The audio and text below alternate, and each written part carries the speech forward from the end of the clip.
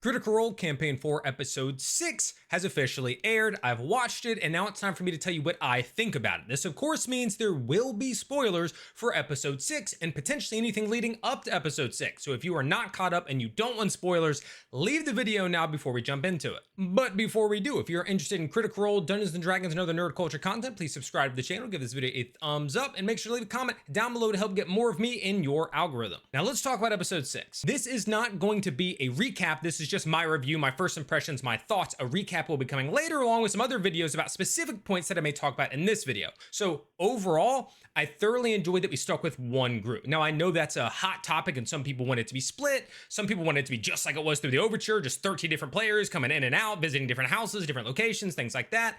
I don't personally. I like sticking with this. Now, I said in my pre-show, by the way, I do a pre-show every Thursday before it airs from 8 p.m. Eastern till 9:45 Eastern. So up until 15 minutes before it airs, we do a pre-show. Please come out and hang out with us. I personally would have been okay if it would have been like half and half, kind of like we did in episode 5, right? We had half of the group for the first part, and then half of the group, or the second group, was the soldiers for the second part. I'm open to that.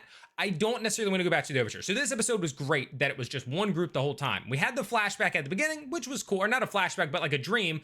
That was cool. But in terms of just following the soldiers, I really enjoyed that. We got to see progression. We got to slow it down a little bit, which some people said last week was really fast. Some people said it was really slow. This one, we got to pace a little bit better. We had a lot revealed, and not like big reveals like Wick's grandfather being a 30-foot tall angel sort of reveals.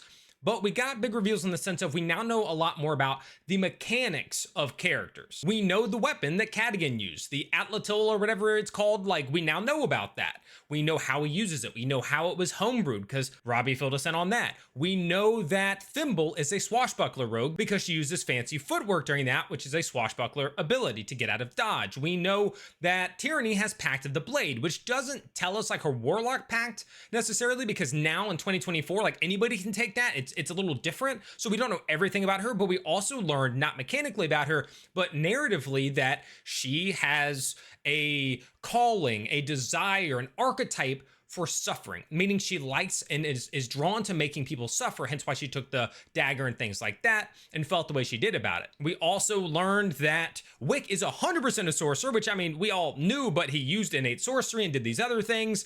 We also found out that he is 100% an Aasimar, which some people were kind of iffy about that, but he is one. It is confirmed now at this point. He has done all of the things with that. He used an ability by name. Regarding that, we learned a lot about these individual characters. Somebody said Oath of Glory for Tayor. That one I might have missed, so I need to go back and look at that to make sure. But somebody said that he used a channel divinity or something, so I'm unsure about that one. But either way, we learned a lot about these characters. I liked that we learned more about the world and the fairies, which was exciting. And this sort of crystal, this moon crystal, is that going to come back into play? That'll be interesting. There was a lot in this episode, even though it felt like we didn't go many places, right? We just traveled a little bit, had that quick, like not really an encounter with the fairies, then went in, we met all these interesting different types of fae, like Subri and Sallow, and I mean there was a lot of names in there. There's a lot of named characters of different varieties of fae, and we got a flashback between Thimble and Thiaz. We had the memory thing, and Robbie pointed this out in the cooldown, and it's very true. Almost every decision being made, even if it wasn't the best decision mechanically, was made based on character narrative. They were character driven. Like when Wick decided to use religion instead of persuasion, despite the fact that he had a 3 in religion and a 6 in persuasion, because he felt that's what was right for his character. I love things like that too, and him doing that, and then him getting that big reveal and that big power because of his role. It was neat. I enjoyed it. This episode felt more like a D&D campaign. We're getting in that direction, I think. We're starting to get there. Just to throw some things there, because everything can't be perfect. The mechanic for the last fight, I enjoyed. I liked it. It was just gonna be hordes and hordes of zombies coming in unless they did this tree thing, which Brennan was trying to like hint at earlier on before they got it. But the fact that it was done in like a single, as soon as they were like, oh yeah, you need to do that, she went up and just, and it was done. I thought like it would take a turn or two or need a little more effort. Because it just made it like nothing. It was just like, boop, you're done. So if they would have caught on to it early before anything, people had gotten hit really, what would have happened there, right? It would have just been like, we're done.